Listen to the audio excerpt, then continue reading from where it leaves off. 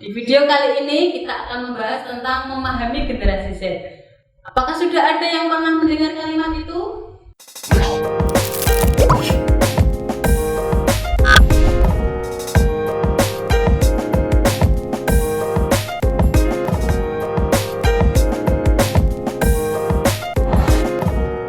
Assalamualaikum warahmatullahi wabarakatuh. Salam sejahtera untuk kita semua. Halo ayah bunda, bagaimana kabarnya? Semoga ayah bunda dan keluarga dalam keadaan sehat ya. Nah, sebelumnya perkenalkan, nama saya Eni Bestari, biasa dipanggil Ibu Emi. Saya fasilitator kelas pengasuhan dari Kelurahan Tandang. Sekarang kita jumpa lagi ya dalam kelas pengasuhan melalui video online. Di video kali ini kita akan membahas tentang memahami generasi Z. Apakah sudah ada yang pernah mendengar kalimat itu? Lalu, generasi Z itu siapa ya? Sebelum memahami generasi Z, kita akan mengawali pertemuan kali ini dengan doa. Marilah berdoa menurut kepercayaan masing-masing. Doa dipersilakan. Baik ayah bunda, adakah yang masih ingat video pembelajaran kemarin membahas tentang apa ya?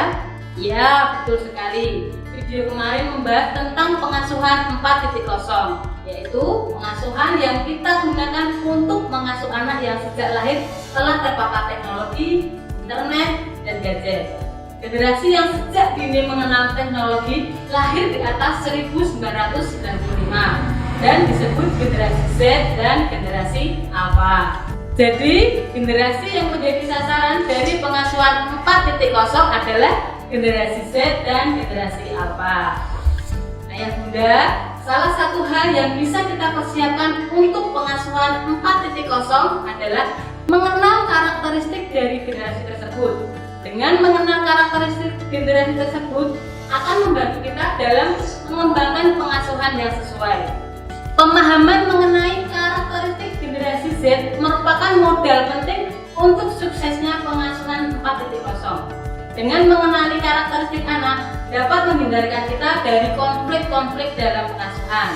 Misalnya, ketika kita tahu anak saat ini sangat dekat dengan ponsel, lebih baik bersama anak membuat aturan dan kesepakatan dalam menggunakan ponsel daripada hanya melarang mereka untuk menggunakan ponsel. Nah, ayah bunda, pada video kali ini kita akan membahas tentang memahami generasi Z. Apa sih generasi Z itu? Generasi Z adalah suatu generasi yang lahir di tahun 1995 sampai 2010. Lalu yang lahir sebelum tahun itu namanya generasi apa ya? Yuk ayah bunda, kita pelajari sebentar tentang 6 generasi saat ini. Generasi yang pertama yaitu generasi silent atau generasi diam yang lahir pada sebelum tahun 1945. Pada generasi ini orang-orang lebih memilih diam karena trauma akibat adanya perang dunia. Selanjutnya generasi yang kedua yaitu generasi baby boomer atau ledakan bayi yang lahir pada tahun 1946 sampai 1964. Kok bisa ya dinamakan ledakan bayi? Karena pada generasi ini negara sudah bebas, jadi banyak sekali kelahiran di mana-mana. Ayah bunda, adakah yang lahir pada generasi ini?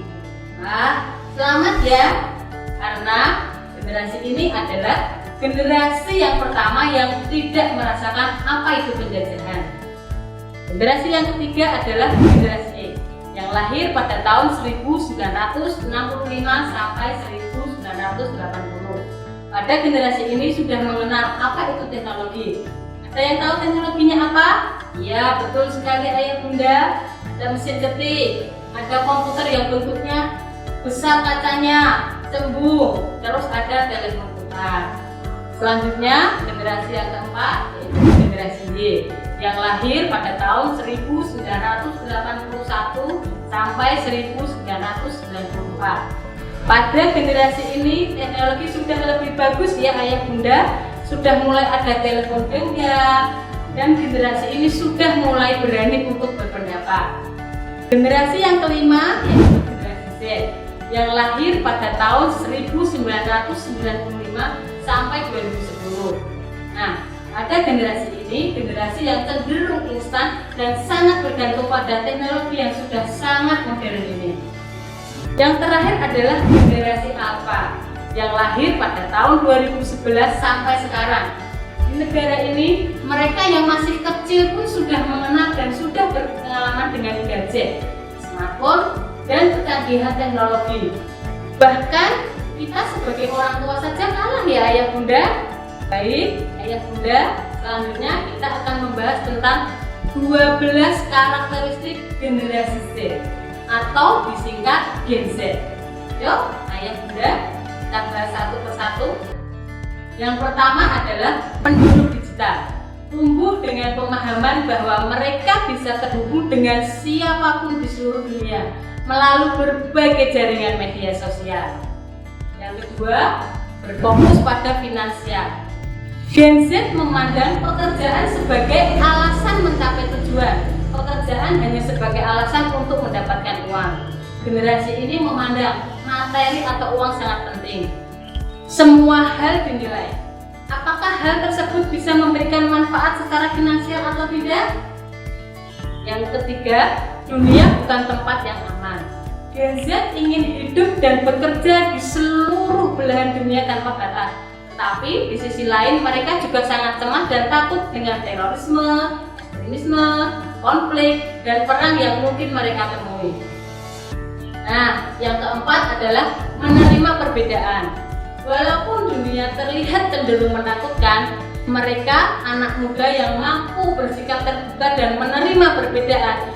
Mereka menyadari bahwa dalam dunia yang tanpa batas ini, setiap orang bisa saja berbeda dengan orang lain. Selanjutnya, yang kelima, sadar akan kesehatan.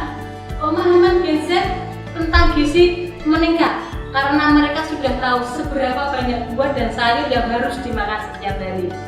Juga konsumsi gula terlalu banyak dapat mengganggu kesehatan. Selanjutnya, yang keenam ya ayah bunda, yaitu menjaga privasi. Gen Z lebih memilih media sosial yang bisa menjaga interaksi mereka agar hanya terbatas pada teman-teman dekat, namun tetap bisa mengakses berita-berita dari idola mereka. Yang ketujuh adalah semua tentang teknologi.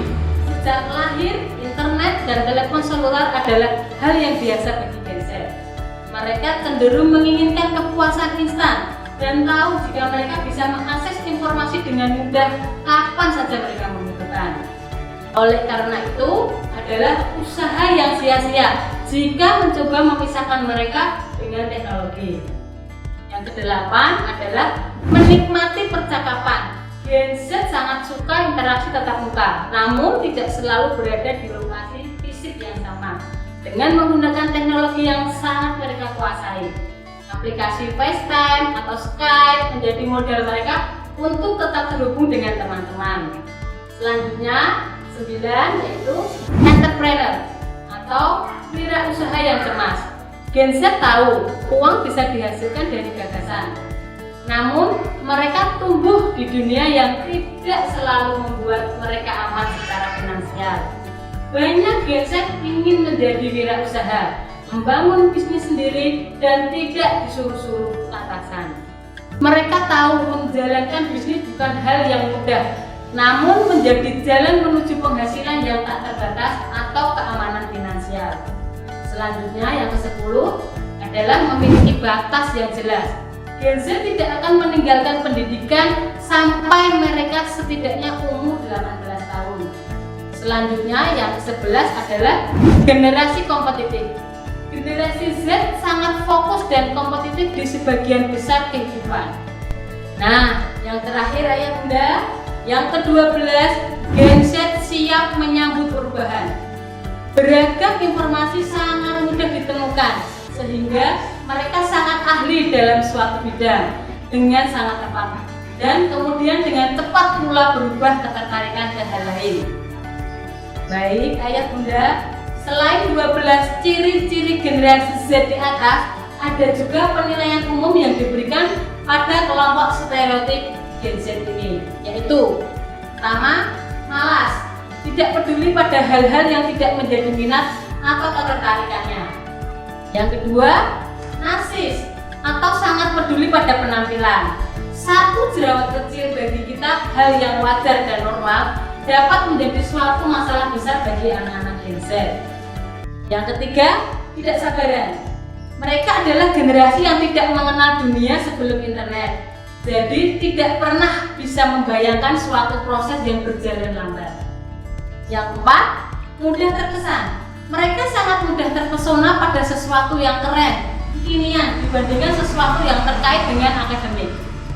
Ayah bunda, seringkali orang tua merasa frustasi dan kesal berkepanjangan karena terlalu menyoroti kelemahan Gen Z.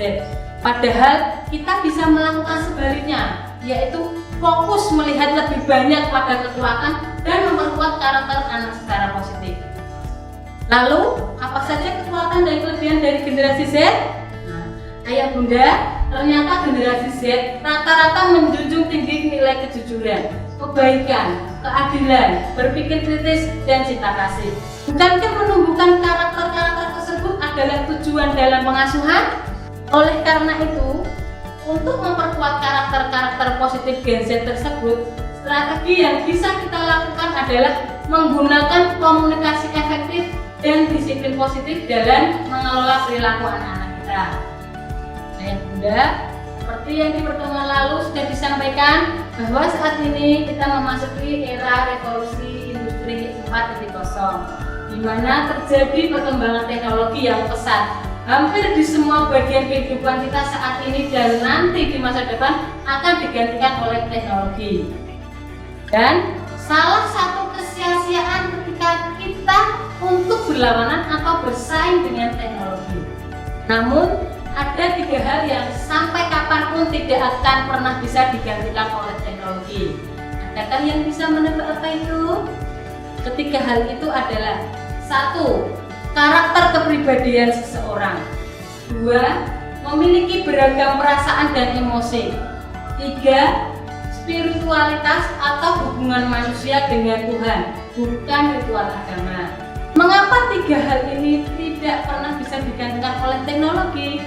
Karena 3 hal tersebut berkembang dalam diri seseorang melalui pengalaman. Pengalaman yang diproses sehari-hari saat menghadapi berbagai permasalahan kehidupan.